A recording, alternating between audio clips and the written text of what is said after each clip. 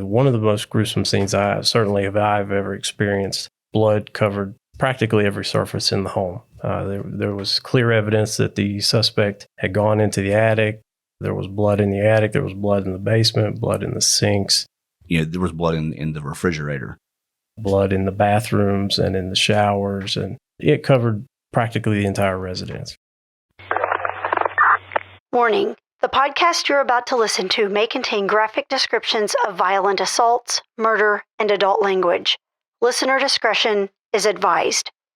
Welcome to the Murder Police Podcast, The Murder of Ronald Browning, Part 1 of 4.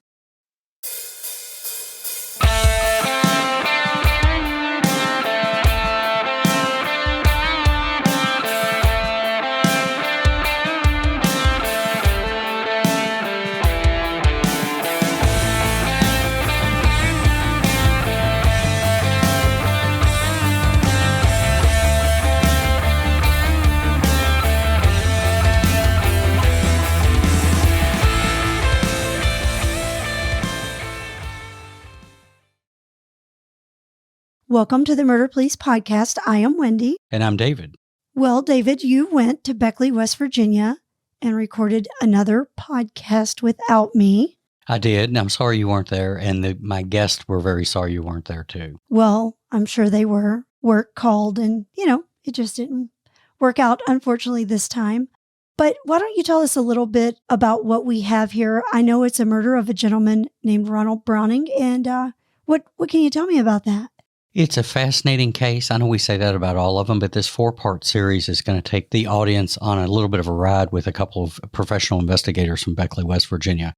My guests were a friend of mine named David Allard, who, by the way, was just promoted to deputy chief of the Beckley Police Department the day before I arrived. David and I met in 2017 when we completed the FBI National Academy Session 267 in Quantico, Virginia. So right now I have to stop and give a shout out to all of our brothers and sisters literally from around the world that we met and attended that session with in Quantico, Virginia in session 267.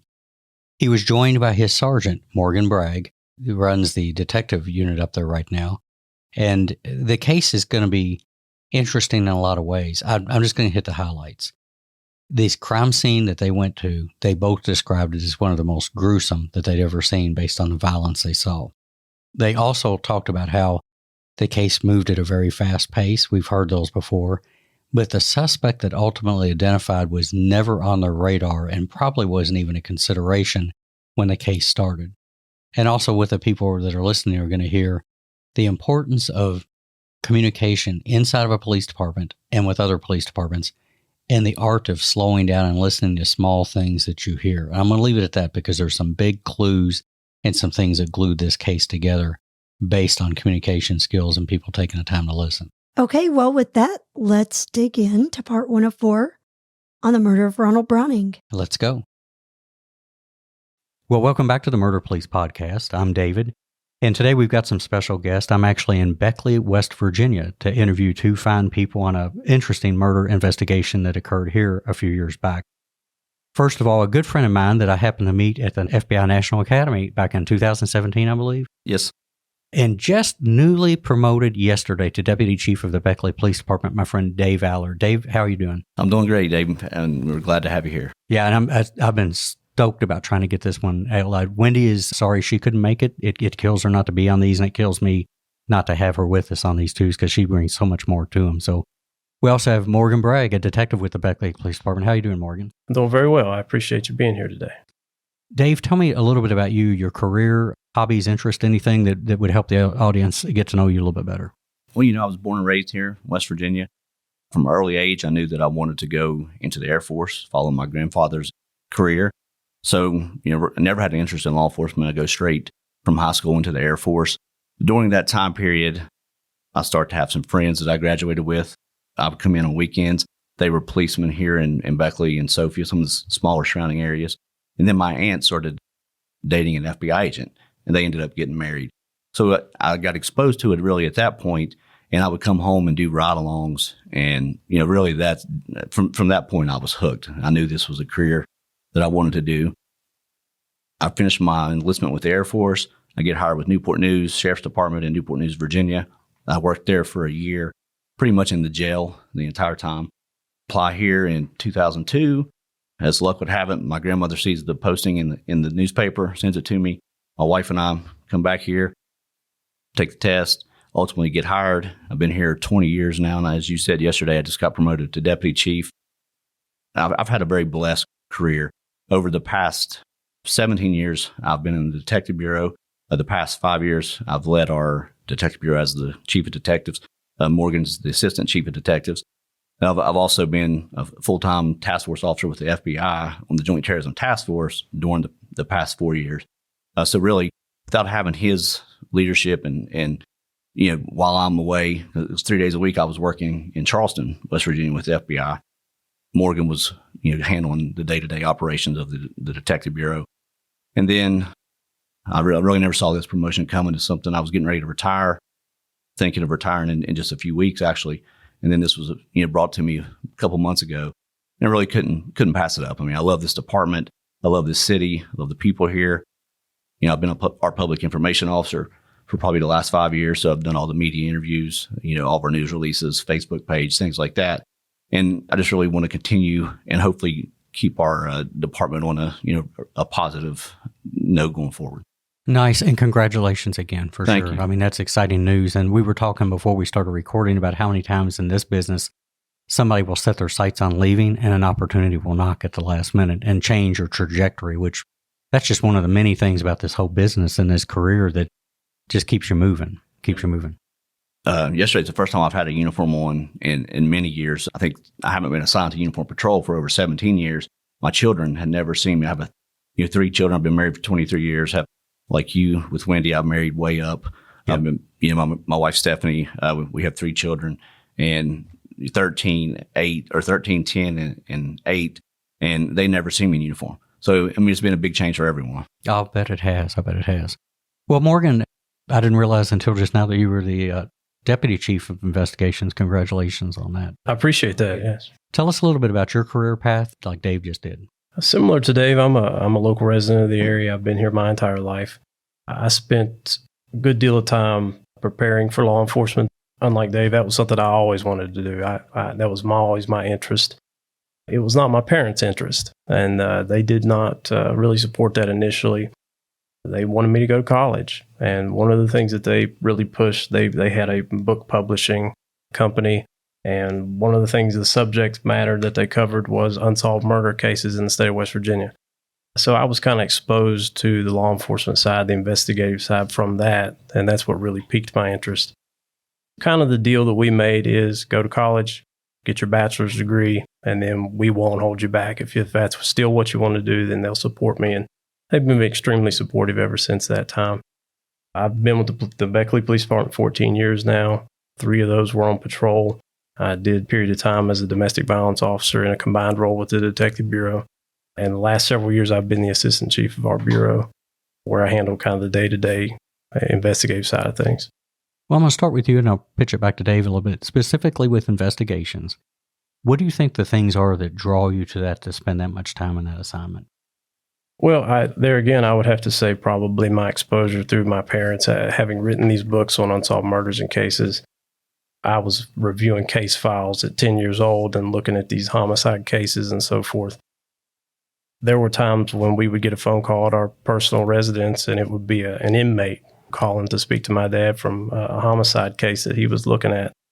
So I think that kind of drove me to be interested in that subject matter. And luckily here at Beckley, I've been able to kind of focus my effort in that direction, and I handle a lot of the homicide cases. Dave, how about you? Well, really, initially I had no intention of going to the Detective Bureau. I was thriving on patrol. I was the top DUI officer in the state of West Virginia, the first drug recognition expert in the state of West Virginia. And really, I saw my goal as, highway safety, going to go work with NHTSA or somewhere once I retired. And then very early on, though, my chief had different plans. So 9 months out of the academy, he assigns me to the Detective Bureau. At that point, I really didn't feel like I was ready for it. And luckily, I had a good lieutenant on patrol that sent me down and said, I think you really should consider this. You've only been here 9 months. You're doing a great job. But he said, I don't really think you're probably ready for investigations. And he'd been a prior chief of detectives. So I took that advice. It was hard to turn down, but the chief was agreeable. So I continued to do the DUI thing and aggressive traffic enforcement. And then a year later, the chief really didn't give me a choice at that point. He assigned me to the detective bureau. And instantly, once I got back there and got to working with some of the seasoned, experienced investigators, I just developed a passion for it and loved it. And I've actually been there ever since. Like I said, I spent 17 years there. I was a patrolman when I got put in the detective bureau, and I've got promoted through the ranks the entire time without ever leaving. And I mean, just being able to, you see that you're able to make a difference. I mean, so much of law enforcement is reactive, but you really have an impact with the victims in these cases. Somebody's got to tell their story, especially on the homicides. And I really look at it, that's our job. And then we have a lot of complex traveling groups that pass through here with the interstates converging here in Beckley. So I really have focused a lot on those type of crimes as well, with groups from Florida and Atlanta. And through that, intelligence has been a big driving factor for me, and information sharing, getting out and making connections in the community, connections to law enforcement throughout the country. That's what's made me, I feel, very successful. That's interesting stuff. I like, too, to point out, too, that you had somebody who was looking out for you in the beginning to kind of bridle you in until you had a little more experience. I love absolutely. That. I mean, at the time, I was on patrol, but I was working we had a lot of extra duty for highway safety, and there wasn't a lot of people that was doing that. So I was making actually a lot of good money. So I was going to take a loss to go to the detective bureau. But, this guy set me down, and really, I don't think I was ready. And I look at officers like Morgan when he got hired. We knew that he would be in the detective bureau at some point, and we could have done it. I mean, you could probably hire him and put him in the detective bureau straight. But I think you need that time on the road to develop what a good patrolman is, what a good investigation, initial investigation is. And I feel very fortunate that I had Lieutenant Lemon at that point sit down with me. And then I took a pause and then ultimately came back. I will say this, Morgan, when I got a chance to look at the case file, when we pulled the open records, exemplary. And I'm telling you that just from my experience and everything, your articulation and organizational skills are amazing. And I think that will come out here when we start talking about this case as people pick up on that. And that's super important in this business. A very well intended and sincere compliment. Well, Dave, before we move into the case, one more thing is tell us a little bit about Beckley, West Virginia and the Beckley PD. For example, how many people do you serve roughly in Beckley? Beckley's very unique. We're the economic hub of southern West Virginia. So Beckley is actually pretty small, 12 square miles. I think our population is 17,000. But during the day, that number swells. Some estimates with the Chamber of Commerce is 150 to 200,000 because all the hospitals, the shopping centers, the hotels, the restaurants, everyone comes here from surrounding counties to Beckley. So we see a lot of crime from that, especially retail crime, a lot of petty crime. But we also see a lot of violent crime that's associated with that, with the interstates converging here. It's a very popular tourist destination with the New River Gorge close. We have ski resorts close by. So we serve way more of a population than just the 17,000 that live here. We have 2 colleges here in Beckley, 3 hospitals. So we're pretty busy. The department, we have 58 sworn officers. We have a new police department as we're in here, just opened in 2019. Beckley's a great city. We have a lot of support from our elected officials, both the regional, local, and state levels. So it's a great place to work. And I feel that we represent the city very well here at the Beckley Police Department. Well, it's a gorgeous town. I hadn't made it this far. I think I'd been to Charleston and those areas before on road trips, but had never made it over in this direction. So it's a gorgeous town. And the building we're in at the police department is amazing. Usually you don't see facilities like this if you don't have support from your local government and a good relationship. So hats off to you for that. That takes a lot of work for sure.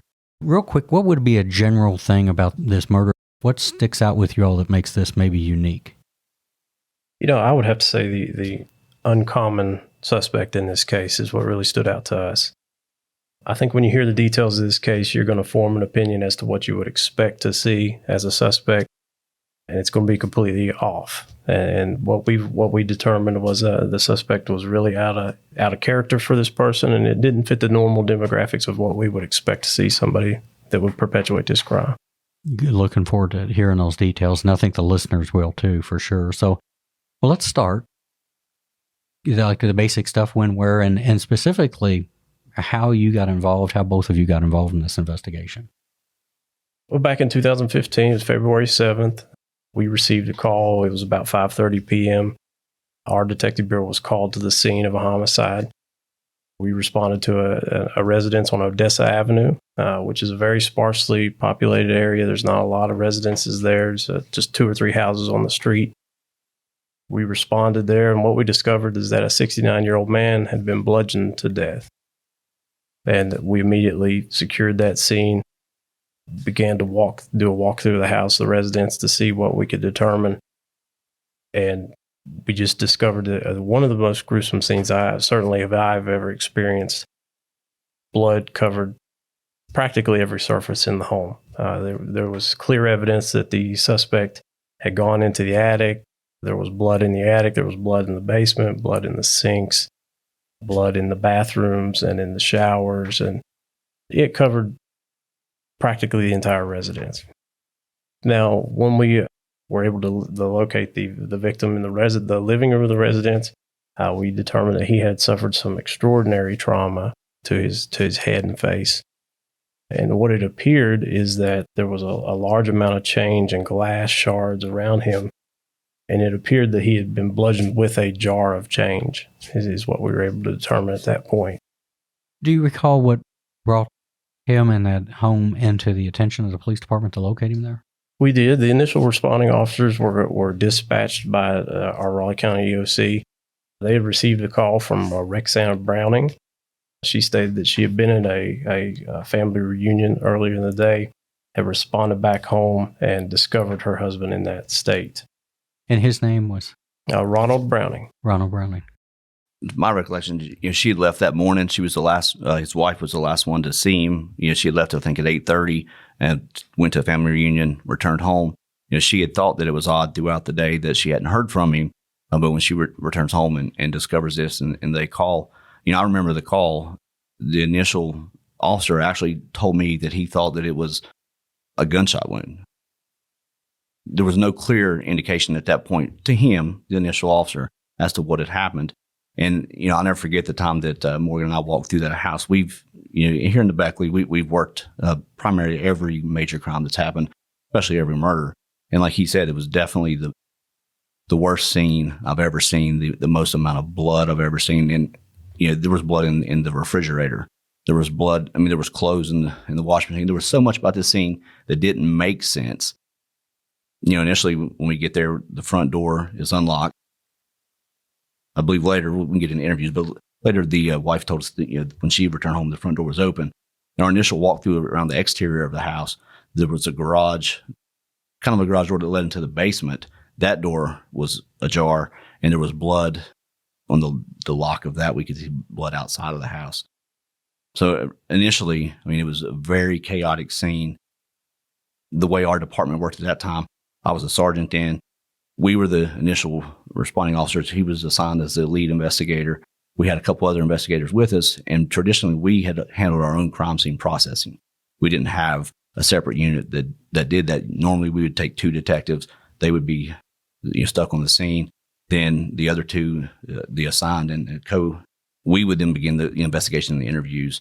But we both got in this house, and we knew that it was way more than we would be able to handle with a limited staff of people. Even with 5 detectives, 7 detectives, it would have taken an enormous amount of time to process this scene.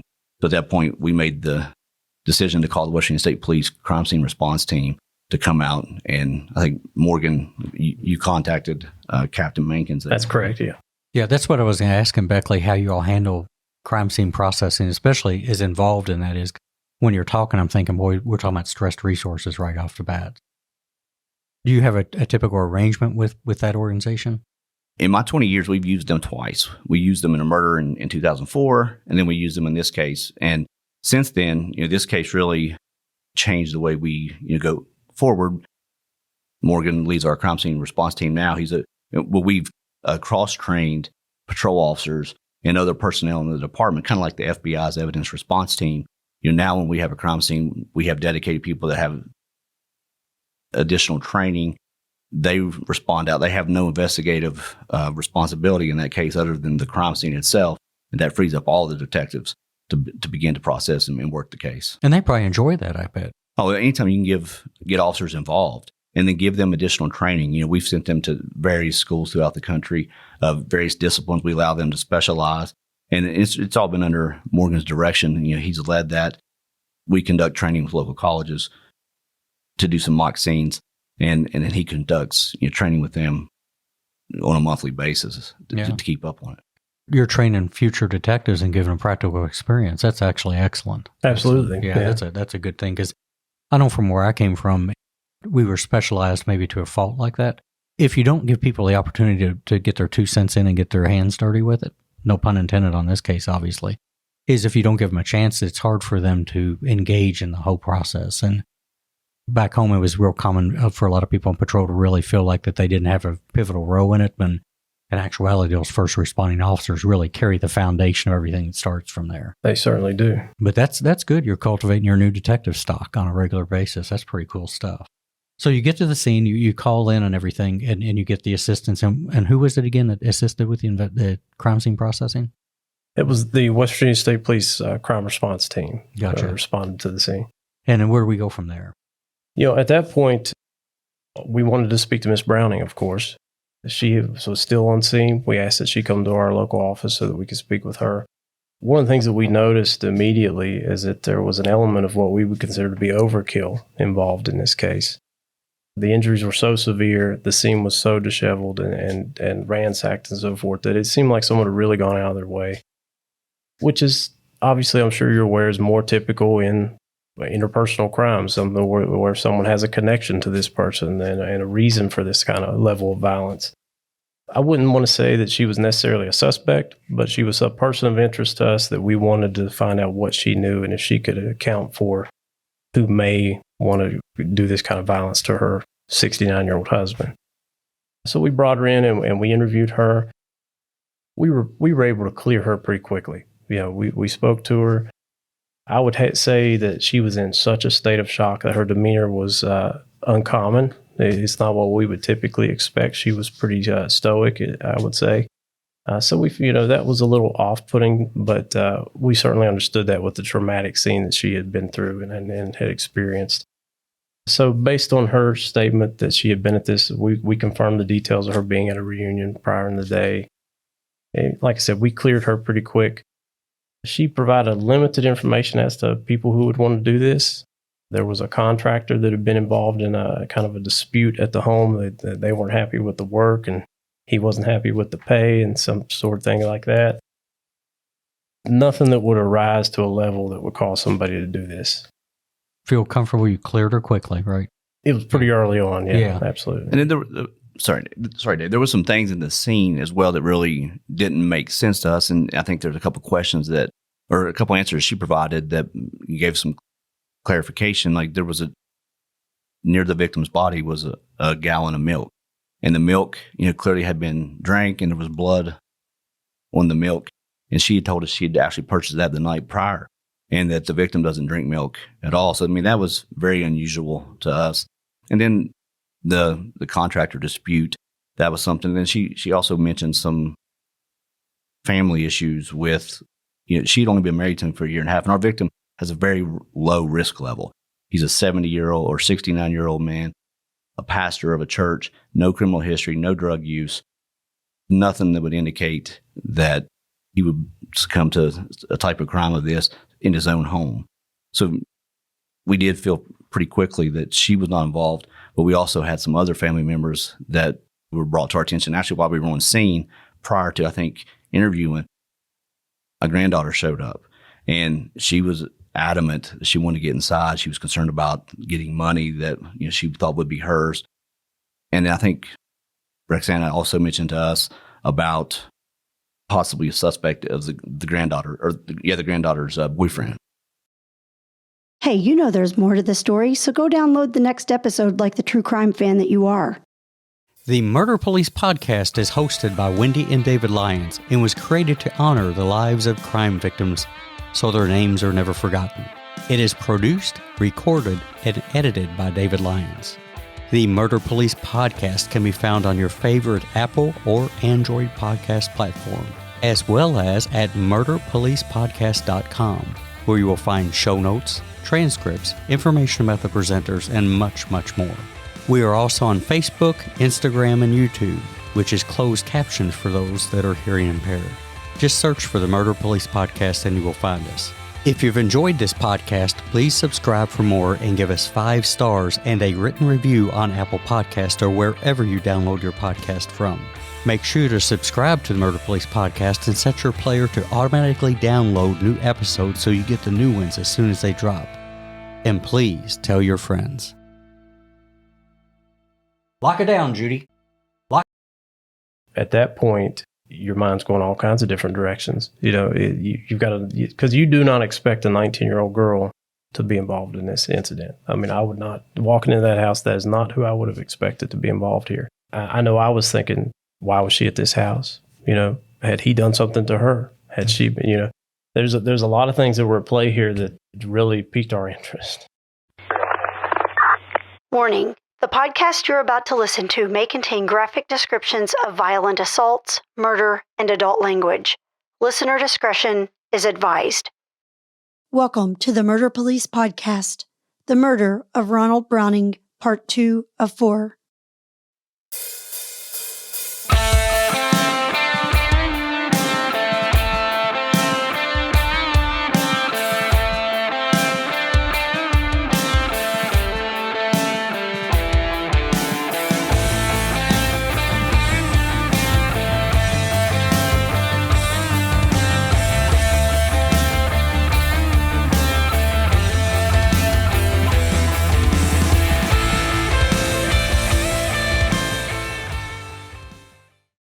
We did feel pretty quickly that she was not involved, but we also had some other family members that were brought to our attention. Actually, while we were on scene, prior to, I think, interviewing, a granddaughter showed up, and she was adamant that she wanted to get inside. She was concerned about getting money that she thought would be hers.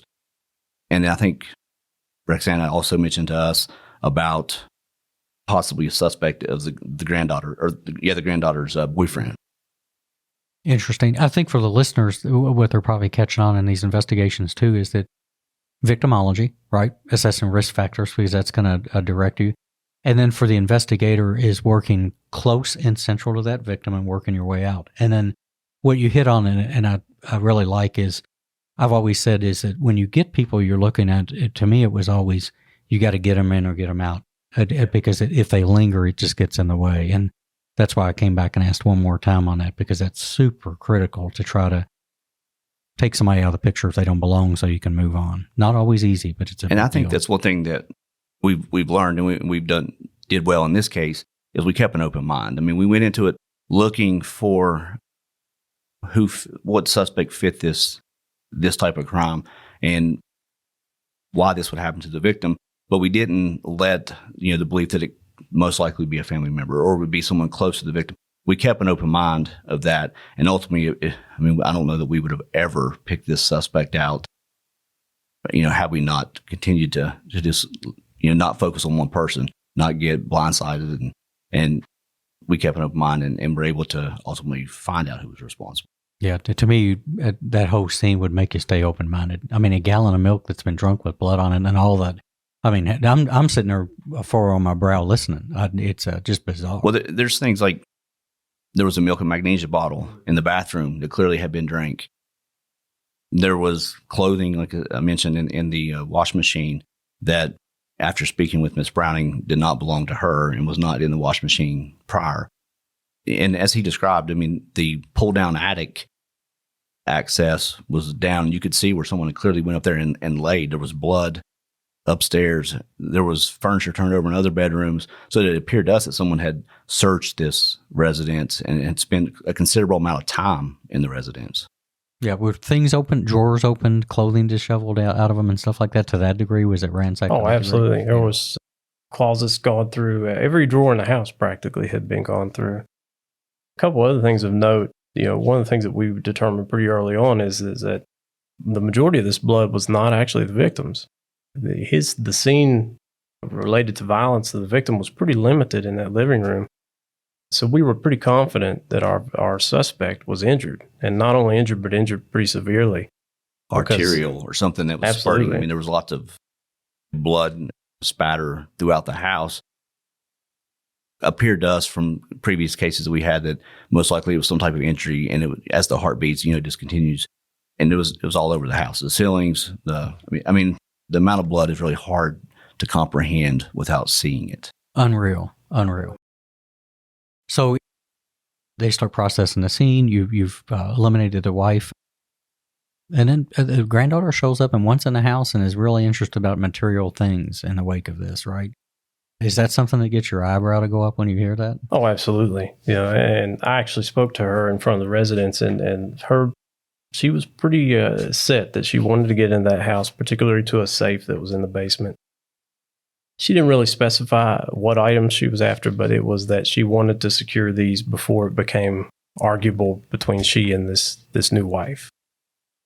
So it certainly piqued our interest, and I think had things not developed over the next hour or so, we would have been going down that road and been looking into that a lot more. Absolutely. Yeah, you said new wife. What's the relationship? Is that bleed into this, or how long was the new wife in the picture? They had not been together, I think, a year and a half in total at that point. They had met in church and married after that. He had known her for 14 years prior to that, but his wife had passed away, and he ended up marrying Rexanna. Okay, good deal. Well, where do we go from here? Well, one of the things that we noticed ourselves, but also was reported to us from the crime scene response team, is there were some, aside from the milk jug and things like that, one particular item that really stood out was there were braided hair pieces, long, probably 18-inch braided hair pieces throughout this crime scene. Probably somewhere in the area of 4 to 5 different pieces. And some of those were so close to the victim that they were commingled with his blood. They were beneath his body. It was one of those kind of really piques your interest. You don't know what to make of that. So that was one of the things that we really wanted to try to figure out. And we spoke to Rexanna about that. She, there again, had no idea how to explain that. And as you'll see, that obviously that becomes really important later on. But it was something that we were going to follow up on. Yeah, every time you all go a little further, it's something else bizarre in that house. I'm really flabbergasted by that. Yeah, those braids were something. I mean, like I said, there was 4 or 5. They were all, if I remember correctly, all in the living room. Mm-hmm. One was under the victim's body. It was clear to us from a little bit deeper examination of the victim that he had fought. And this was a violent attack, but he had fought back. We didn't know. We thought that the victim or the suspect was injured. We weren't sure how that happened. We would later learn. He mentioned the glass jar of the large change jar. A lot of people do. They have a big glass jar they just throw their change in. That had been used to attack him. And then I believe there was a candle warmer or tart warmer. Tart burner, yes. That, had severe damage to it. There was a TV turned over. It was clear there would have been a violent struggle in this living room. Let me go into this too, just because I'm not familiar with West Virginia, but how does the coroner and medical examiner system work here? Where do they get involved in? Because obviously you'll have a postmortem examination, but how do they step in? We have a local coroner in the regional area that comes to the scene of any kind of homicide case or any equivocal death.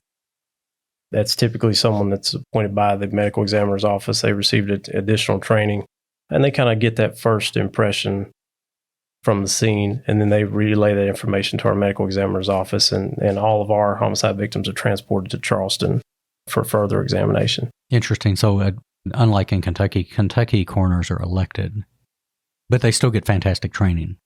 They actually get very good death investigation training. So, but here they're actually appointed by a sitting medical examiner, correct? Yes, yeah. Gotcha. They work from the medical examiner's office in Charleston, yeah. Now, as investigators, do you all actually, or do you send somebody from the PD to attend the autopsy?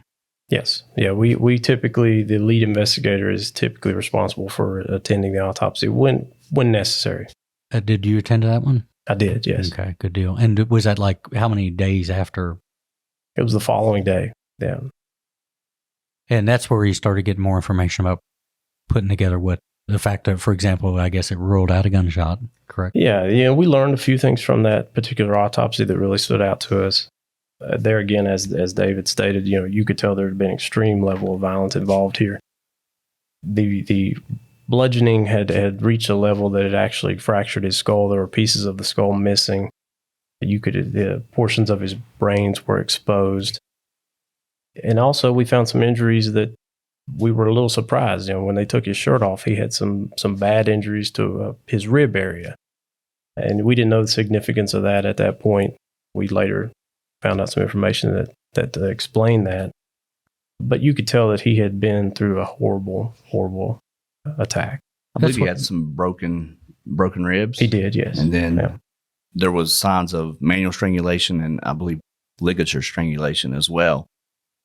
So there, the level of injury was pretty severe. And it emphasizes the importance of a good postmortem to have that stuff on the table because you're going to go there, I'm pretty sure. But my Lord, that's important stuff to know as you move forward. Good deal. Hopefully I didn't interrupt and get you out of track with those questions. But granddaughter shows up, weird questions, wants to get to a safe. That's an eyebrow raiser for sure, not crazy. So where do we go from here? Well, there again, that certainly piqued our interest. And I think that Dave would agree at that point, we would probably have gone down that trail. But, you come to a point in these cases, especially with one that's this equivocal, is kind of, you can't quite piece together what's going on here, where you kind of have a brainstorm session. And Dave and I went back to our office and began to talk about this, began to talk to other officers about this. And that led to some really interesting developments. One of the things that we determined is we discovered that a 19-year-old girl had been reported missing earlier in the day. Really wouldn't be significant in any other situation, but one of the things that we determined is the officer told us that when she went missing, she was in the process of having her hair braided. Obviously, that piques our interest immediately. So we look into that report. We find out that 19-year-old Camille Brown has been reported missing earlier in the day. Her mother reported that they had been in the process of braiding her hair, that the mother had left the room. Camille had suddenly got up, walked out the front door, left her phone, all her belongings at the house, and just never returned. And that was much earlier in the day. And the location of that was less than, it's the next street over from Odessa, so it was on Westwood Drive. And from where she went missing, you can almost see the victim's house. The measurement as the crow flies is less than it's probably a half mile, if that. Oh, yeah. A few hundred yards. Yards, man. It's pretty close. So that piqued our interest. And then the hair braiding aspect of it was pretty interesting too. Well, and let's say like that you didn't have those other things. What I'm thinking from doing these too is a 19-year-old that walks away from all of those things in and of itself. That investigation, as far as a missing person, would probably come a little closer to the front burner because of the fact that communication devices are left behind. Do you see where I'm going? Oh, absolutely. Yes. It wouldn't be your run-of-the-mill thing because, when you're looking at missing persons, and we've actually done some episodes on missing person investigations because some people don't understand why the police just don't go out and hunt everybody down, right? But I'm thinking in my mind right there that if I'd pulled that case, that one would have started just alone on that would have been kind of bizarre too of walking away from a phone because that's weird for people to do that. Cool. Yeah, and she, I think the family, as most missing person families do, they waited a period of time before they called the police. So she'd actually been missing, if I remember correctly, about 8 hours. And then it was probably around 4 something when the family actually reports it to the police. So they were in the process. They had just cleared that missing person initial call when we come back and we're brainstorming and talking about this. And luckily that officer was there completing that report and things started to fall into place. That's called serendipity. We can call it luck too, because I'll be the first and you all will agree is that it's not always because we're geniuses. It's because luck does. But the idea that those paths crossed for just a minute to be able to say, oh, by the way, with that kind of detail. Wow. Oh, absolutely. Yeah. And I don't know about Dave, but, at that point, your mind's going all kinds of different directions. You've got to, because you do not expect a 19-year-old girl to be involved in this incident. I would not, walking into that house, that is not who I would have expected to be involved here. I know I was thinking, why was she at this house? Had he done something to her? Had she been, there's a lot of things that were at play here that really piqued our interest. Yeah, we'll keep going. I don't want to interrupt too much, but one of the questions I had is the first logical thing is connection. Where are we on our victimology? But I don't want to jump ahead and take you off the train ride. So, well, as serendipitous as that was, there's actually another moment in this same interaction where we find out some more information. One of the other things that we determined is that some of the officers had heard our conversations, and they had heard certain parts of the conversation and heard that we were talking about braided hair and a 19-year-old female, and they reported to us that they had overheard the dispatch of a call in a neighboring jurisdiction, a very small jurisdiction nearby called Mabscott, that a young female with braided hair had forced her way into some homes there and had subsequently been arrested, and she was now at one of our local hospitals. So obviously at that point, that really sets things ablaze, and we really want to find out more information about that. And that's what really led us to discovering Camille Brown. Yeah. And again, that personal communication, the overhearing, the talking. I think people sometimes when they look at police departments think we have these, and sometimes we've got good things, but I think we have these big brainiac information systems where all that data is in there. And it just isn't. It's on voice recordings at best. But again, to have the fortune of somebody overhearing something like that and then relaying information, that's critical. And I think one thing that played into this and into all of our investigations is, as you know, Dave, a lot of times in police departments, information is held in silos, and you have units that don't speak to each other, that don't talk to each other. We have worked extremely hard to make sure that information flows back and forth between us, patrol, narcotics units, all of our different task forces. And that type of information is crucial when you have an investigation like this, because so many times patrol officers have the information that helps us solve crimes. And if we didn't have those relationships, even in a small department, the bigger departments, it gets hard, but even in a department our size, that can definitely happen. But it's good to have the relationships. And, I think that played a big part here. And I think you have to be intentional in leadership to have that paradigm set for sure, because it can be cut. Well, let's look at 9/11 without going into too much detail, but one of the biggest criticisms over 9/11 is even at the federal agency level, there was literal no communication, there were silos, and then there was disconnect from local agencies too. And maybe we've gotten better about that, I don't know, but that's a hat tip to Beckley that you have that culture, because that's not everywhere. It certainly benefited us here, that's for sure. At that point, one of the things that we really wanted to do is talk to Camille. That's the next step in this investigation. I think at that point, all these stars were aligning, and we did not give really a whole lot more thought at that point to the other suspects. We wanted to find out more about this Camille Brown connection. So Dave and I responded to our Raleigh General Hospital in hopes that we could speak with her. I remember walking in there and seeing her. She was we moved the curtain back, and she was seated in this little area, and she was just violent and just distraught, and had some very severe injuries to her hands, which obviously was very interesting to us because, we knew that we had a suspect that had shattered this glass, that we knew that they had bled throughout this residence so profusely. So we expected to see some severe trauma to those hands. And when we did, the light bulbs just went off. That piqued our interest. And we also noticed that she had the identical braided hair that we had found at the crime scene. How many hours are we in from victim discovery to this revelation? At that point, I'd say at that point, maybe 2 hours from the time that we had arrived on scene to there. I'd say two or three. Yeah. It wasn't long. We'd interviewed the granddaughter somewhat. We'd interviewed the wife, and I think so I'd say 3 hours. We're at Raleigh General. We walk in. She's very combative with the doctors, combative with the nursing staff. And then the injury, one finger, I'll never forget seeing it, but it was almost severed. And it was severe damage to the finger. But she did not appear to be in pain from that. Yeah, you would never know it. Yeah, exactly. And when you're talking, did they have her restrained and all that good stuff, or were they just kind of holding her down? Or they were holding her down. I think they were trying to treat her. Mm-hmm. And it was to the point to where she'd kicked a doctor. And I think they'd done everything they medically could do at that point just to release her, be able to AMA her pretty much and release her because she was, just creating disturbance. She was under arrest. They didn't want that, in the hospital. It was creating quite a scene. So at that point, they they release her. And one thing we didn't notice or didn't realize until later, our victim said he was a pastor. He worked as a chaplain at this same hospital. She was wearing a Raleigh General Hospital jacket at the time, which we later would learn came from that residence.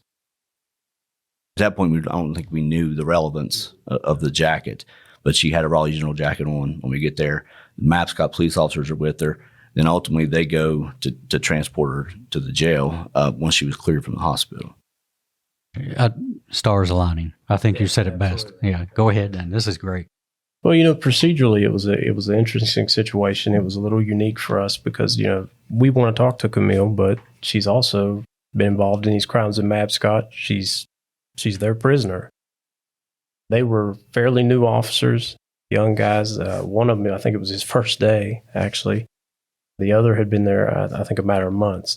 So they were not very experienced. Like I said, it's a very small agency in Mapscott. They did a great job at night as best as they were able to.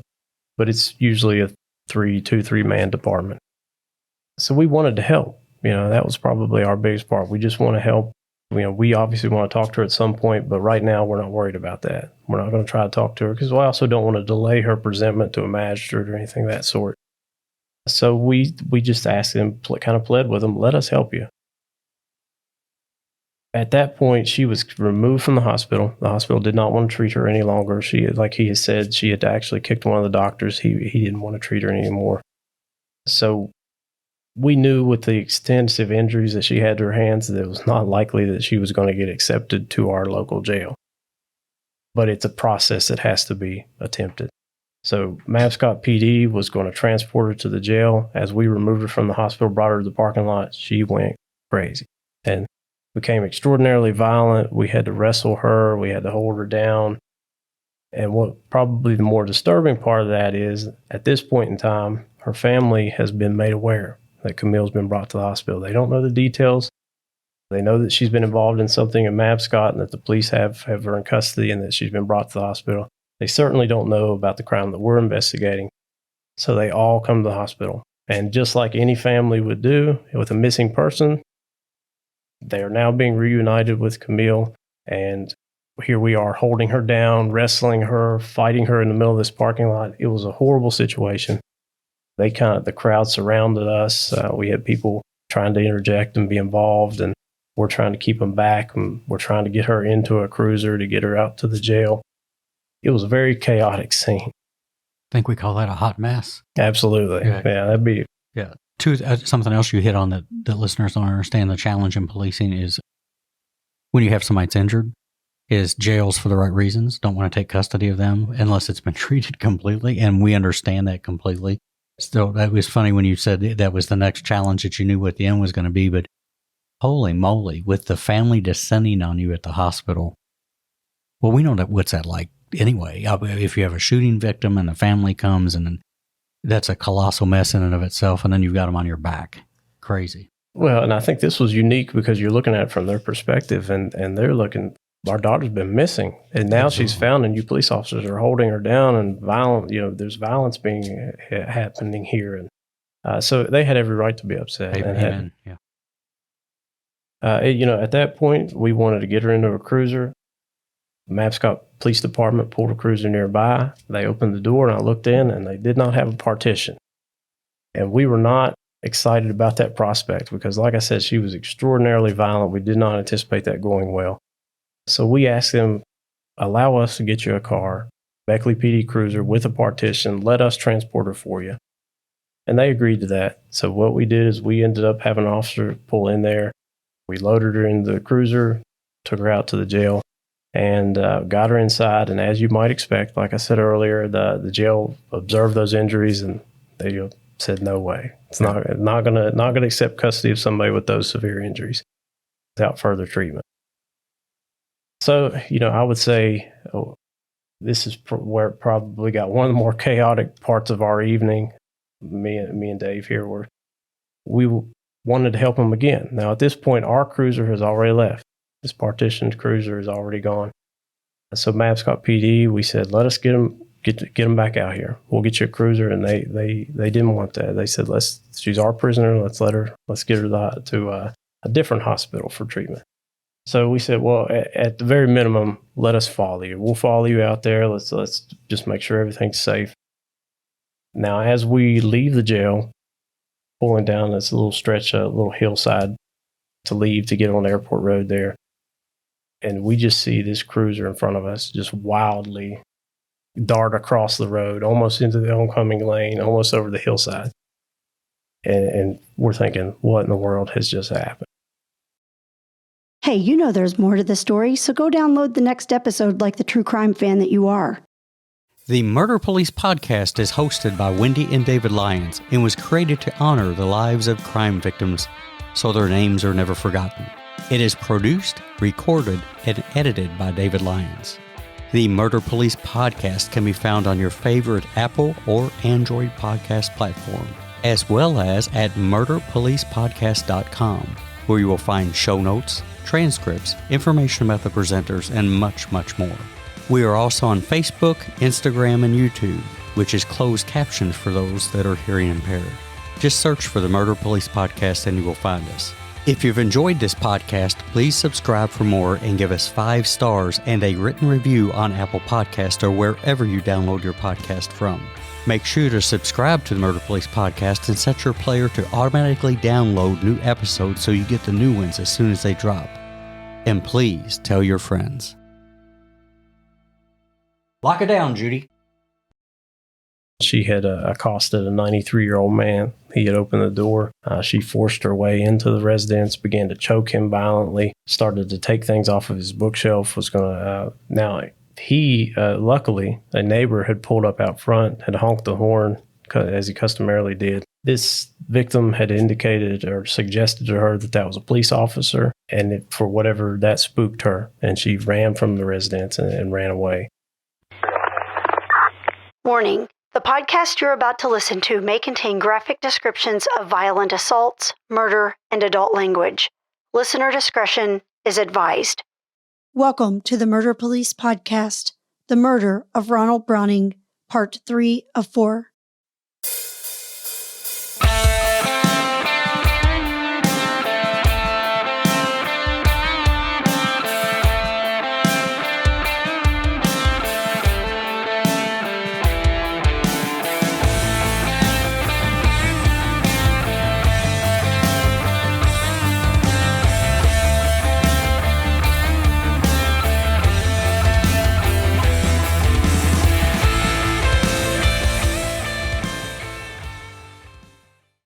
She's our prisoner. Let's get her to a different hospital for treatment.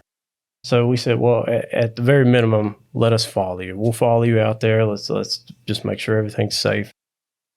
Now, as we leave the jail, pulling down this little stretch, a little hillside to leave to get on Airport Road there, and we just see this cruiser in front of us just wildly dart across the road, almost into the oncoming lane, almost over the hillside.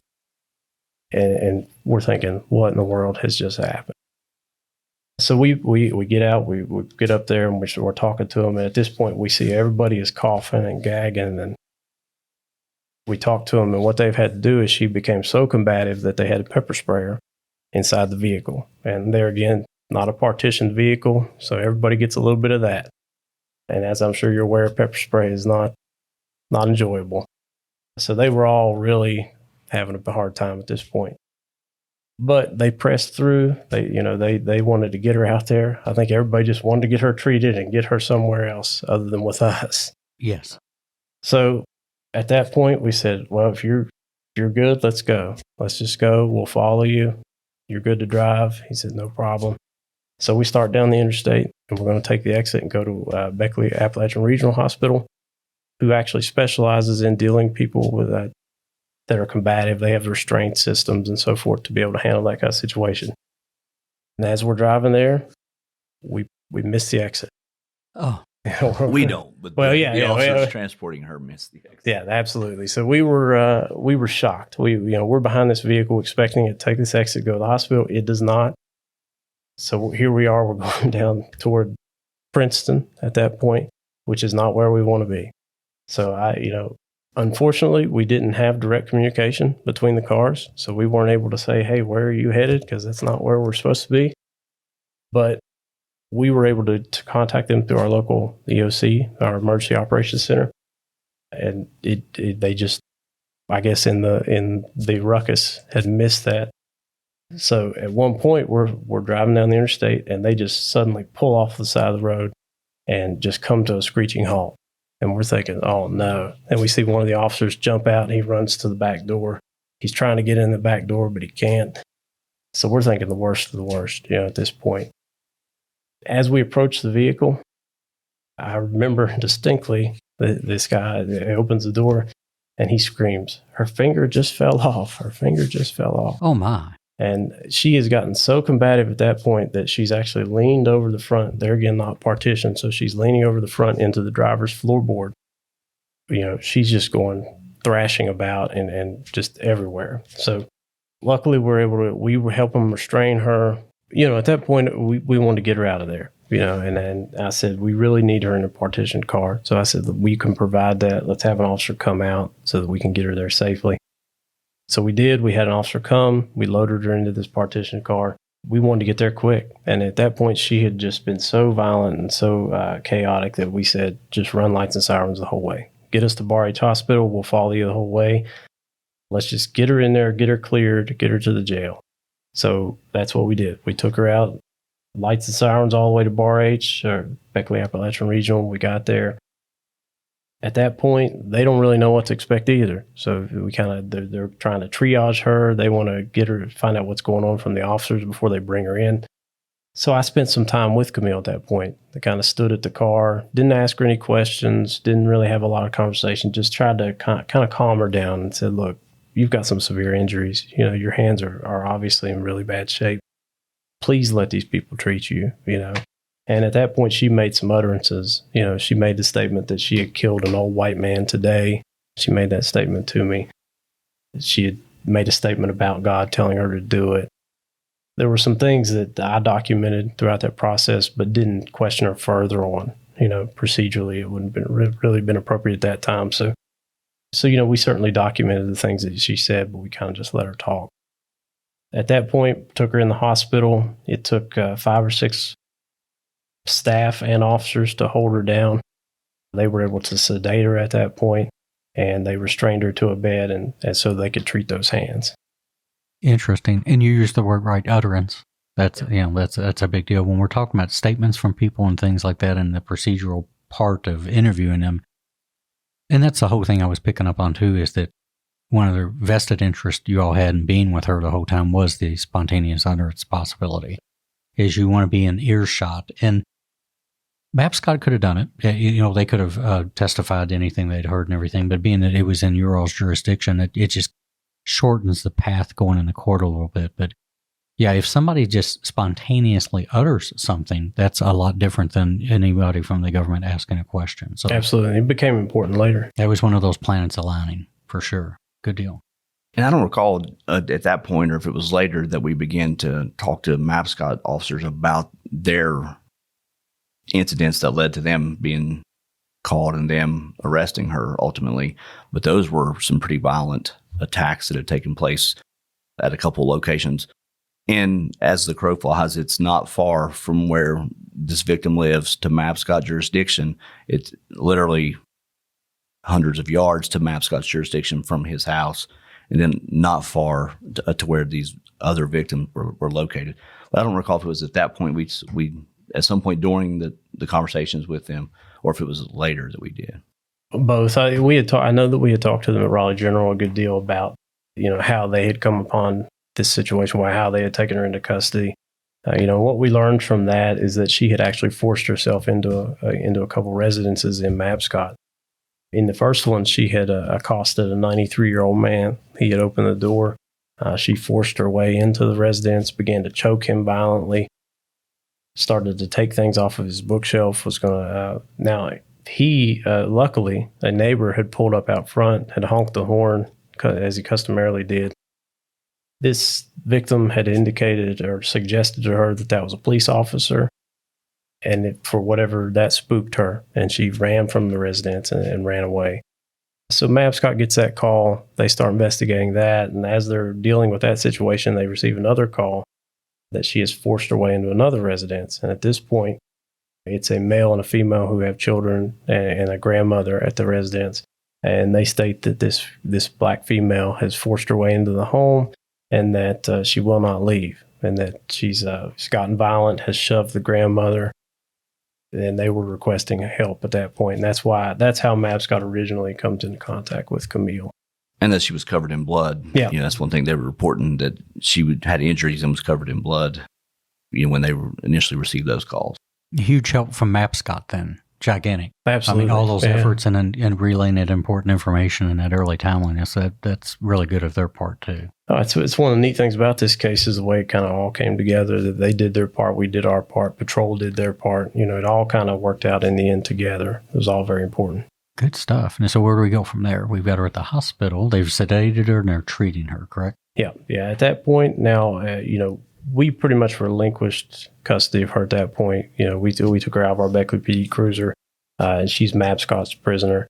So we went back to the office, began to speak about the next steps in this investigation. She's been sedated at this point, so we obviously didn't want to try to talk to her in that state.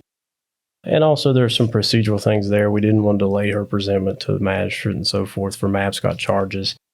So we knew we wanted to interview her, but we wanted to make sure that we did that right. Interject, because I'm a Kentucky boy, and I've always been interested in this. Tell me how that process works with presentation to a magistrate, because that's not a thing in Kentucky. What's that based on, and what's that process look like? Well, there is a certain time period. I don't know that there's an exact set amount of time. There's been some case law on that. But they must be able to see a judge and be arraigned on the charges that they are charged with in a reasonable amount of time. Now, our magistrates are not out 24 hours a day, so there was no magistrate out at that point. But we felt it more prudent, and through consultation with some of our local prosecutors, that we basically postpone our interview until the following day after she had seen a magistrate and been arraigned on those Mabscott charges. They just felt that would be more prudent. Smart. A lot of challenges constitutionally on that once somebody's in custody, and then the phases of when you move around. It's much different than if you pick them up and bring them right to an interview room when those processes start. That's a more complex issue. Good thinking. Well, and so at that point, we continued to look into the investigation, kind of plan our approach to her, kind of discuss that amongst ourselves as to how we wanted to approach meeting with her. The next morning, that's what we did. We went to the jail. They had actually treated her at that Bar H hospital. They were able to accept her at the jail after that. So when we went out there, the jail was kind of shell-shocked, to be honest. All the guards out there had dealt with her. So apparently she had become violent again, had caused quite a scene out there, had to be restrained in what we call a restraint chair for a long period of time.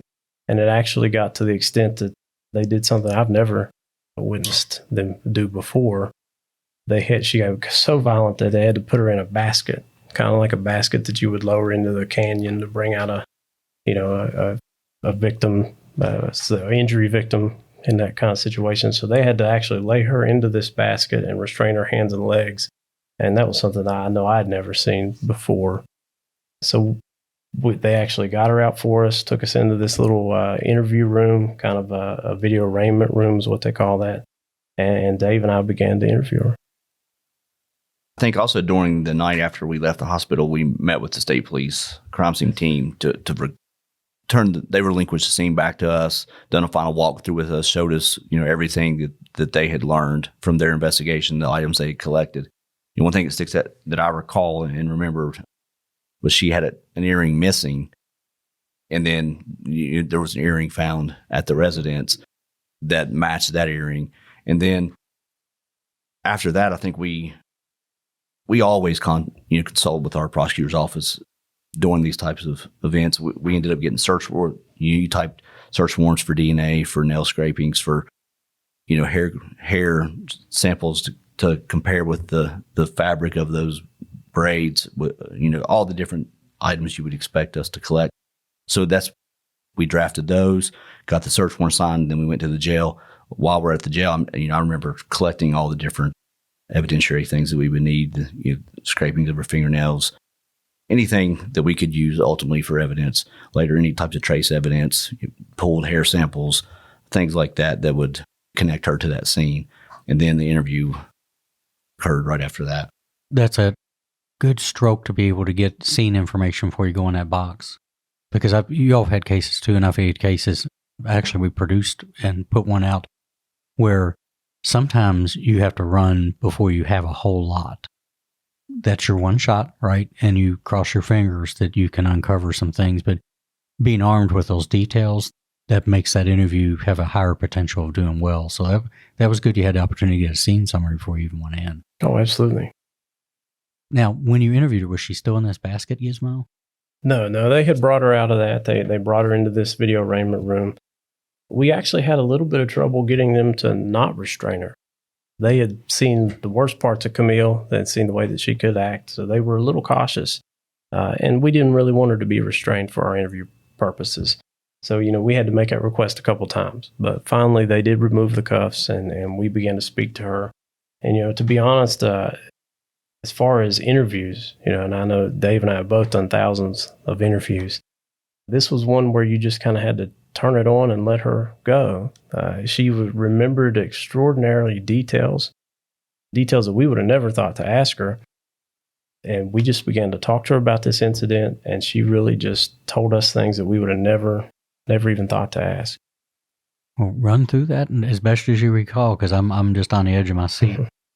I know when we first walked in, as we're speaking with her, we asked her, do you remember us? We were out with you at the hospital last night, and I had been wearing a North Face jacket the night prior, and that's what she referred to me as. She's like, yes, I remember you, your North Face.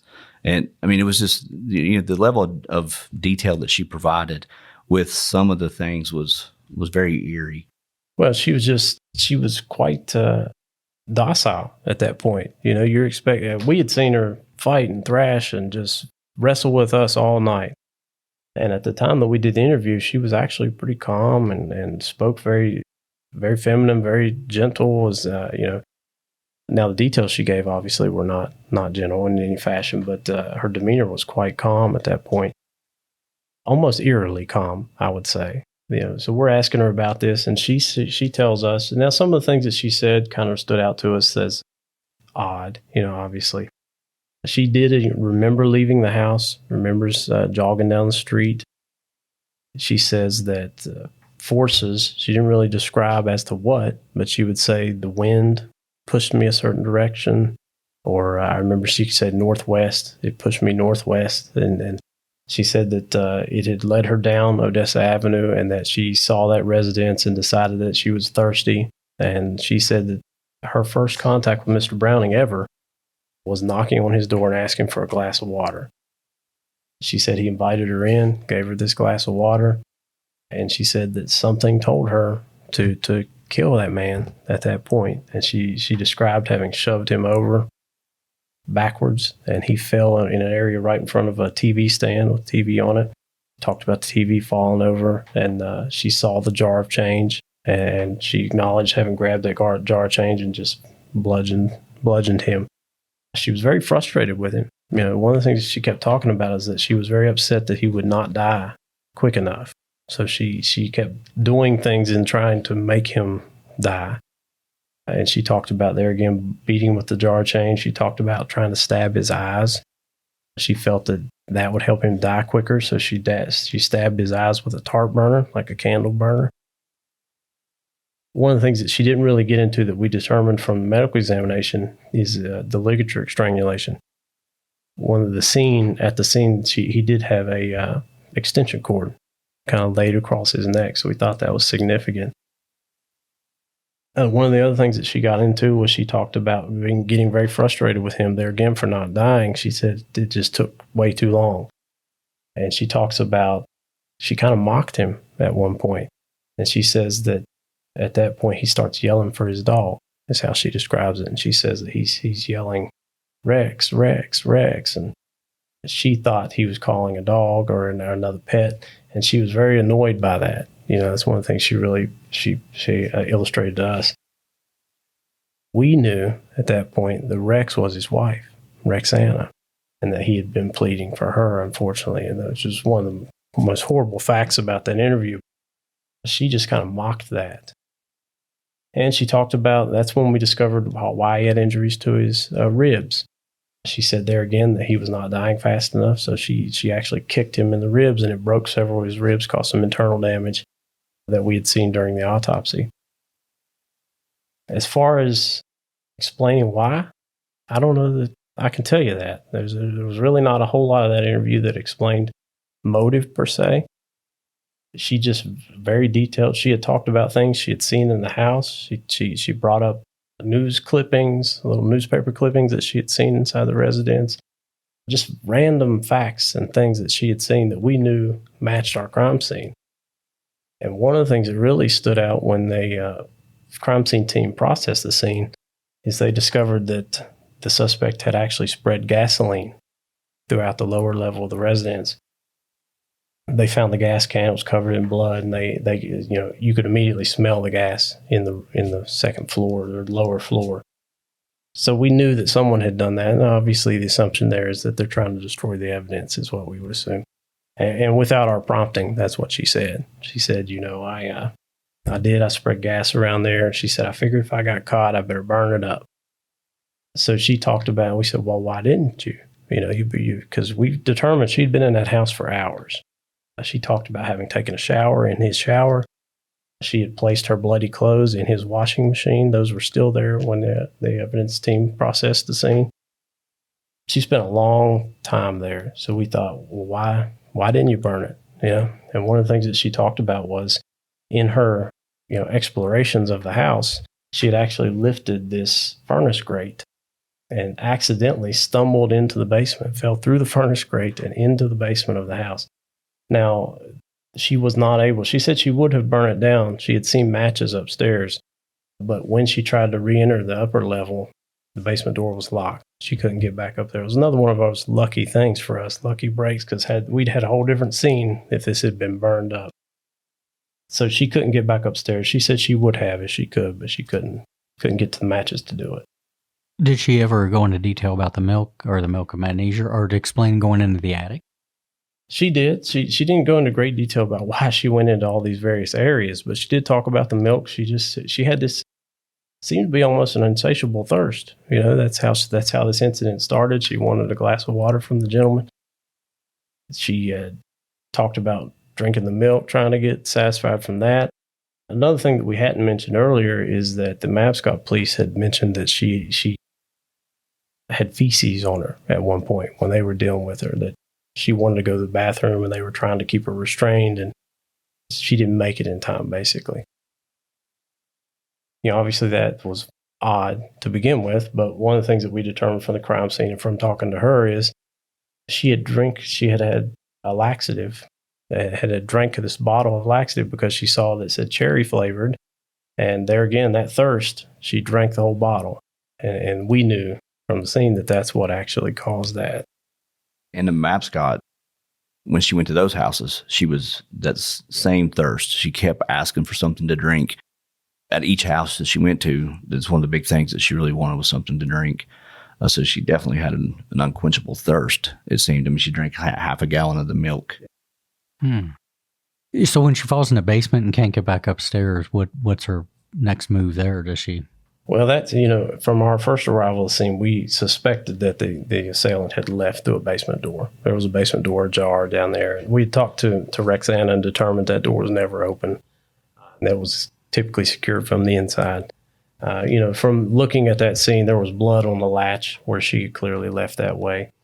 So it appeared that's where the jacket that Dave mentioned earlier, it was kept in the basement. It was a Raleigh General Chaplain's jacket. She had obtained that there. And we later found out that she took some personal items, a small box full of letters and just various documents, nothing of any real importance. But she took that with her and actually left. We didn't discover until the next day. Dave and I went back and looked and kind of canvassed the area in the daylight, and we found a blood trail, and basically where her hands had bled up this kind of wooded trail that led toward Mabscott. And, that's what we kind of tracked her back to the incidents in Mavscott from that point. And it was kind of odd because the trail he's describing would have led back to her house as well. So she could have left there and went back to her house, yet she chose not to and chose to continue on. The things she described in the interview were weird. I mean, the birds directing her, the wind directing her. She would recall things in detail that she saw on the sides of vehicles, tag numbers, license numbers, or something that was written. And we would later find, as we would canvass the area and obtain surveillance video, she was describing a truck that had been parked there, and she was able to describe some of the things in a real estate office she passed. But she said that she had been watching some shows on TV, and then when she got to this house, that there was an old-timey Southern show on, and that kind of made her feel like he wasn't a good person, and that as she said, that something told her, some force told her to attack him, and that's what she did. She departs. You'll find the blood trail. Am I getting the chronology correct on this? The other break-ins and assaults happened before or after this one? They would have been after the homicide. Okay, I just want to make sure I'm keeping that straight in my head to keep the chronology straight. During the interview, did you ever directly ask any why questions? I know that I wasn't real big on going into that avenue until I got the substantial things. That was just my thing because you're on you never know when they're going to stop, right? Did you ever get to a point where you tried to go a little deeper as to the why? We did. We tried to dive into motive a little bit, but to be honest, she didn't have answers for those questions. She could go into great detail about the residents, go into great detail about what she did to him, what she had done prior in the day. But when it got to the why of it, she really couldn't explain those things. It was always just, something told me to do this. She read his mail, and she was quoted things back to us that she saw in the mail. I mean, she remembered his name from his last name from the mail that she had read. She, the little religious handouts, our daily bread. She had talked about reading those, and her grandfather had given her those as she was a kid. So she read those, and we could tell the milk was in the room where he was. It almost appeared that someone had sit there and looked through things and read things and drank the milk because, obviously the milk wasn't in the kitchen. It was in the room where he was found. So she had got that, it appeared, and drank it while he's laying there. Whether he's alive or dead at that point, we don't know, because we do believe, and I think the medical examiner is able to say that he could have lived for, amount of time prior to expiring. So it wasn't a quick, unfortunately, it wasn't a quick death. During the interview, you talked about how she'd calmed down a lot, right? Mm-hmm. Did she display much emotion in any kind of direction when she described the events? Did she display anger when she gets to certain parts, or was she matter-of-factual? How did that look on her demeanor? Hey, there's more to the story, so go download the next episode like the true crime fan that you are. The Murder Police podcast is hosted by Wendy and David Lyons and was created to honor the lives of crime victims so their names are never forgotten. It is produced, recorded, and edited by David Lyons. The Murder Police podcast can be found on your favorite Apple or Android podcast platform, as well as at murderpolicepodcast.com, where you will find show notes, transcripts, information about the presenters, and much, much more. We are also on Facebook, Instagram, and YouTube, which is closed captions for those that are hearing impaired. Just search for the Murder Police podcast and you will find us. If you've enjoyed this podcast, please subscribe for more and give us 5 stars and a written review on Apple Podcasts or wherever you download your podcast from.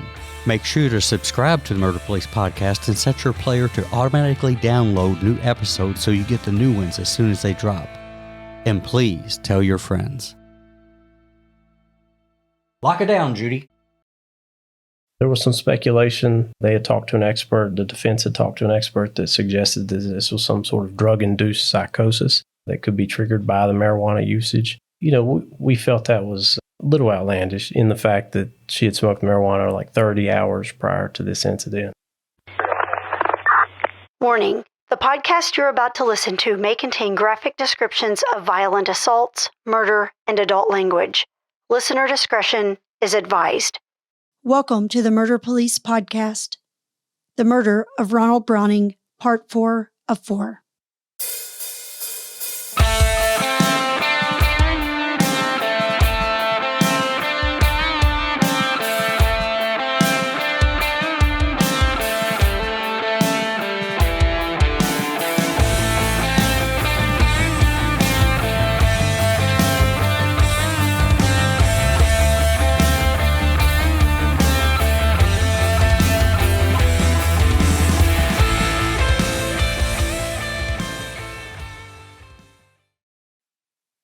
During the interview, you talked about how she'd calmed down a lot, right? Mm-hmm. Did she display much emotion in any kind of direction when she described the events? Did she display anger when she gets to certain parts, or was she matter of factual? How did that look on her demeanor? I would have to say throughout the whole investigation, even all the way through prosecution, she had a very self-centered approach to everything. She never at any point showed what I would consider to be remorse in any fashion. She never, she acknowledged having done these things, but she always felt like something else had forced her to do it. Even throughout, one of the things that we do when it comes to prosecution time, sometimes we'll get jail calls or things like that and review these things. And even from the very get-go of her being locked in this facility, the only thing she's talking about is this shampoo's terrible. The food here is just terrible, Mom. You need to bring me better shampoo, bring me better food, these sort of things. She never is talking about, I can't believe I did this thing, or, anything of that sort that you would expect from a normal person. We never saw that from Camille. Well, the elephant in the room and in that interview room that day, too, is mental health. And I'm sure that started to buzz across your mind a little bit as a possibility. Because we can see it. I think it would be stupid not to look at it. And I always tell people that doesn't stop you from talking to the person. You acknowledge it.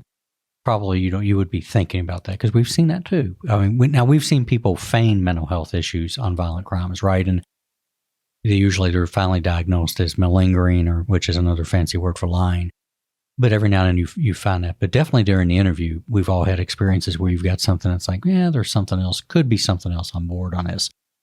And then I don't know that we got into it necessarily in the interview, but something we considered on with mental health was intoxication impairment. Yeah, I was so going to go, yeah. We looked at those factors and later determined that she had used some marijuana the day prior, and that had some paranoia from that use. Morgan actually interviewed another person that she'd been with that had used some of the same marijuana, to see if there were any effects on her that were abnormal. Because we did know, that she had been a marijuana user. I mean, I believe she told us that at that time. I mean, she'd been in college. She had left college. She left home, went to college at Western University, and then had, lived, unique life there for a short time before moving back here to Beckley. She had only been back here, a short time prior to this happening. Did the other person who used marijuana with her have any odd symptoms or any side effects? That was one of the things that we wanted to check, obviously. Sure, I love that, yeah. So we actually spoke to her, and to our surprise, she actually indicated that Camille had only taken one puff off of marijuana joint, and that they had received this bag, and that this girl had actually smoked the entire rest of that bag and never had any symptoms or never any paranoia or any situation like that. Good work. I like that. I don't know if everybody think to go back and do that. That's actually pretty cool stuff. Yeah. Well, as you know, I mean, you have to prepare for the defenses that are going to come. So we meet with our prosecutors, we brainstorm, we look at different avenues, and then we try to counteract those defenses as best possible with interviews, clarifying interviews and things like that. Perfect. Really, that's good work. The same thing goes too, and I was thinking, and of course this could come up, I'm going to assume as she went through the process, she had mental health evaluations. Is that correct? She did, yes. Yeah. But, in the beginning, too, did you ever find out if she was being medicated at the time for anything or treated for any mental illness before? She was not. There was no indication of that. She had not received any kind of treatment of that sort. Interesting. There was no known history with her that I can recall. Mm-hmm. Now, when you concluded the interview, how was your all's rapport with her? When you left the room? I thought it was very positive. Yeah, she, like I said, at that point, she was very agreeable. She kind of laid it all out there for us. She was very nice when we left. We never had a crossword with Camille at that point after that. I'd have to go back and just reasonably assume, probably because you all did some rapport building on the side of the road. And that's so critical that because it's all about sitting down in that room and having a relationship with that person to where there's some trust that comes out of it. Yeah, I think it's a two-way street. And a lot of times, it's one thing we work to educate our patrol officers on. A lot of times they're responding in a chaotic situation and they respond with chaos. And we have to try to step aside from that. There's nothing I hated more than having a search warrant or something and have a unit in there and they're aggressive or verbally aggressive. And then I have to try to interview this person, and which a lot of times works to our favor. We're the person offering them something to drink, something to eat, being friendly. It's been horrible, hadn't it? Yeah, well, let me get you something to eat and drink, and you and me are going to get along differently. Yeah, amen.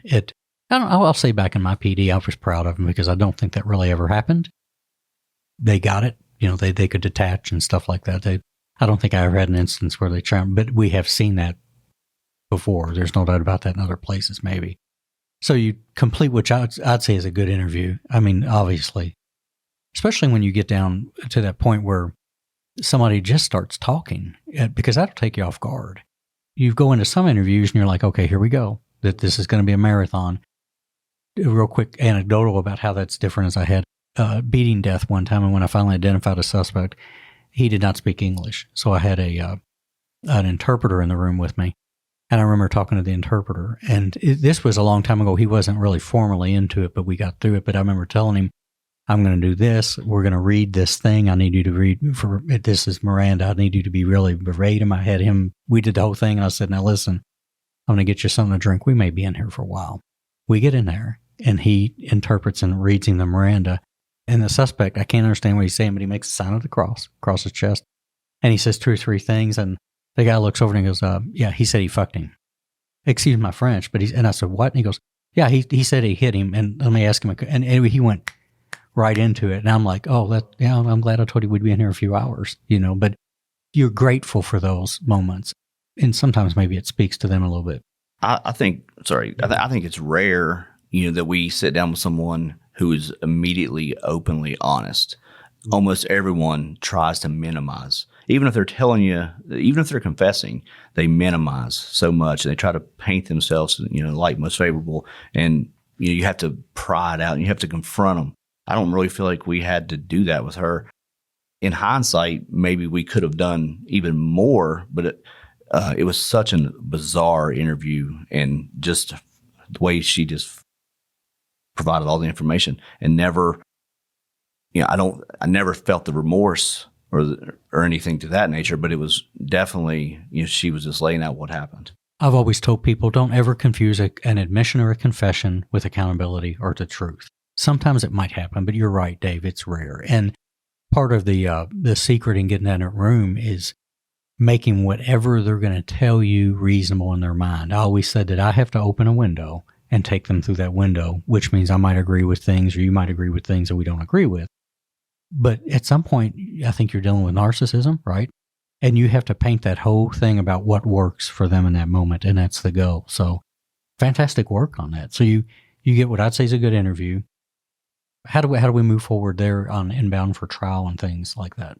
Well, actually the next step is we actually went out and tried to locate some surveillance video, because from the statements that she gave us, we determined certain things. One, that she had left the house, the time she had left. We determined she jogged down the street. So we went back to Westwood Drive and we actually located a residence, had some surveillance cameras there. It corroborated the information that she gave. It showed that she was jogging down the street. We checked at a couple other places, tried to get video of her. Secured video from the hospital, from the jail. Those were all things that were done during subsequent activities. At that point, it was kind of meet with our prosecutor and talk to her, tell her what we have, explain this situation, and then kind of get into the actual prosecution part down the road. Who was the prosecutor? And give them a shout out. Yeah, at that point, Kristen Keller had been the prosecutor for many, many years here. Just recently actually left, and now we have a new prosecutor, but she was kind of the head prosecutor for, 20 years? Probably? I believe since 82 when she got hired, and years? she was the head prosecutor for a substantial amount of time. And she, just like Ray, the DA, Exactly. Listen to him, there's not a better prosecutor in this state than Kristen Keller. You definitely wanted her on your side when you were going to trial. She had a very eccentric mind. She was just very amazing. I would say the best trial attorney that I've ever seen. And she thinks of everything, every case law, everything. And so, they spent, as you can imagine, weeks, maybe months, preparing for this case with all the different meetings back and forth. And that's a tight relationship to get ready for that. Oh, yeah, yeah. Ray, the DA, God rest his soul, we lost him about a year ago. I don't think people from the outside understand how much work they'll put you through for all the right reasons. And let's be real clear, too. It's not always about driving home a slam dunk conviction, because that is part of it. But it's the whole thing of exposing truths and documenting those truths, exculpatory information, the whole bit. Because just like you want to firm your case up, you also want to document the things that somebody could accuse you of withholding. That's a problem in some investigations. Sounds like she's good news. Well, she's the best. She's good news. So you start that process with her. And again, I was going to assume the mental health evaluations. Do you remember how those came out? Did they make any rulings? She had been sent for 2. The first one was a defense-led diagnostic process. They didn't really come to necessarily a conclusion, so they decided to send her for another. And unfortunately, this doctor, again, there was never really a definitive conclusion. There was some speculation. They had talked to an expert. The defense had talked to an expert that suggested that this was some sort of drug-induced psychosis that could be triggered by the marijuana usage. We felt that was a little outlandish in the fact that she had smoked marijuana like 30 hours prior to this incident. But that was something that the defense had put forth, and unfortunately, we couldn't necessarily find a specialist that would counteract that or disagree. I think a lot of people were kind of in the state that we are now. We may never know really what caused her to act this way or to do these things. And there again, after she had done these things, I would describe it as pretty normal. Our conversations with her, she never was, after that visit to the hospital, we never had any more issues with her. She never was violent. She never was disrespectful. She was very polite and nice and docile. In the courtroom, it would, shocking. You would see this girl that was accused of these things, and if you brought a layperson in that had not been involved, they would never believe you, because she was just so calm and nice and polite to the judge, and just it was shocking to see that side and knowing that she had been responsible for something of this nature. They made a defense with that, but really what the mental health evaluations are for is, in the most simplest terms, is what was their state when they committed the crime? Did they recognize they were doing it? And then the other two is are they capable of participating in their own defense when it comes through? That's kind of the two, and I'm oversimplifying those, but that's kind of the two real things. But the other thing that weaves into it is that's why everybody gets their own kind of piece of the pie to see how they can put icing on that cake. That's exactly right. Which is your job as an attorney. I'm not knocking it. That's your job. And the one thing to me that stood out is she attempted to cover up her crime, but she was going to burn it. She knew that she may get caught, and what she had done was wrong. She was unsuccessful in being able to burn it. Huge. But I think that goes to some degree to showing that she knew at the time what she was doing was not, allowed. It was wrong. That's why that stuff's important to have. And I agree, that is what's going on is, they're looking at it, that whole thing of was I aware, because there's big difference between somebody that we've met them that really truly have mental health issues that you could look at, and then they get evaluated, and you're like, that was out in space. But those are rare. Many more people try to pretend that than actually have that. So did it go to trial eventually? It didn't in the end. I should mention also that one of the things that we determined from the diagnostic interviews that she had done, and plus our kind of background investigations on her, is she'd been leading a little bit of a double life. We were a little surprised to see that, because we'd seen both sides of her. We'd seen her violent, but we'd also seen her in this docile state. And what we were able to determine is that when she went away to college, she had actually dropped out of college pretty early on, had been still receiving funds from her parents or from her mother as though she was going to college. She had started working in a gentleman's club in the area near the college she was attending. Things that got involved with drugs. There were some accusations of prostitution. We didn't ever verify that, but there was a lot of things that came out of those interviews that were not what were being portrayed to her family and to her, the other individuals that knew her. Did you ever get around the family enough to see how they responded to that? Unfortunately, they didn't have a whole lot of interaction with us, because they obviously were on different sides of the situation. So we didn't have a whole lot of interaction, but what we did have interaction with was because one of the things about it is Camille was well known in the community. The pastors came forward, the council members from our local council came forward. all these people came to speak on Camille's behalf, and I think what we found out is a lot of them were surprised by this information. And I think she lost a lot of support on that side once they found these things out, that she wasn't quite what she had portrayed. Yeah, they were probably taken off guard by that. Surprise. And, you probably saw that too with a lot of suspects' families. That's a hard hit. Absolutely. I mean, they're dealing with so much. I always left a lot of room. They're going to be angry with you and me and everybody and with your prosecutor. That's natural because we advocate for the people we love, right? But at the same time, they're dealing with something that's significant as far as that shock that person that they know and loved and dealing with questioning themselves on that. That's a hard ride to take, especially when this ugly opens up and they learn things like that. That had been very difficult on our family. And one thing I've always tried to impart: there's no winners in these situations. Never. And the suspect side, the victim side, the families, these people have people that love them. The people that do horrendous things a lot of times come from great people, and I think that's the case here. Yeah, she probably has a fine family, and they're suffering through it. I remember so many times watching that. I remember we had a guy that was tried as an adult that shot a liquor store owner and killed him, and I remember his grandfather. When we go to trial, you could tell he was pretty angry and stuff like that. And I remember one time we didn't debate, but we were in the hall, and I said, "Listen, just do me a favor and go in there and pay attention." And the kid actually testified, which he had to. It was a death penalty case. And believe it or not, he had kind of cleared a polygraph, but he gets on the stand and says, "Yes, I pulled the trigger." And it was sad because after the trial, I see his grandfather out there and he's crying.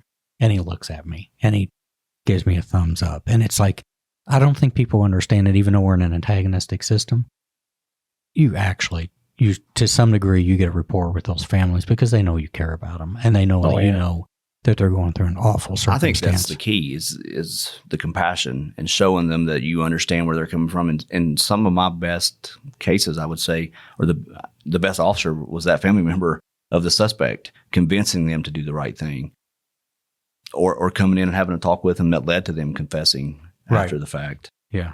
Because, and a lot of attorneys wouldn't agree with it, but I know that you should never talk to the police. When we tell people in that interview room, I was always sincere. If you'll lay your story out, I'll testify to it.